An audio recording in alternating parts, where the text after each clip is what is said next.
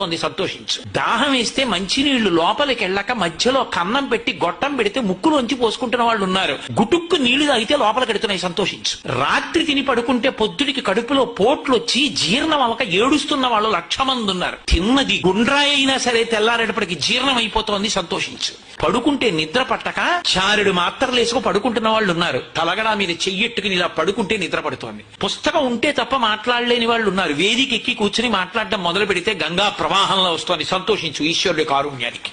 కొంతమంది కూర్చోలేని వాళ్ళు ఉన్నారు, కూర్చుంటున్నావు. నడవలేని వాళ్ళు ఉన్నారు, నడుస్తున్నావు. చూడలేని వాళ్ళు ఉన్నారు, చూస్తున్నావు. వినలేని వాళ్ళు ఉన్నారు, వింటున్నావు. ఈశ్వరుడు నీకు ఇచ్చిన దానికి ప్రతి క్షణం తృప్తితో ఓలలాడిపోవాలి. ఎన్ని మాటలు కృతజ్ఞత చెప్తావు? అది మానేసి ఎప్పుడు ఏదో పోయిందాన్ని తలుచుకుని ఏడవడం కాదు, వచ్చేదాన్ని ఊహించుకుని అలా జరిగితే బాగుండని కనుబొమలు ఎగరేయడం కాదు. ఇప్పుడు ఇక్కడ నీకు ఈశ్వరుడు వర్తమానంలో ఏమిచ్చాడో దానితో తృప్తిగా ఉండడం అలవాటైతే వాణ్ణి మించిన భాగ్యవంతుడు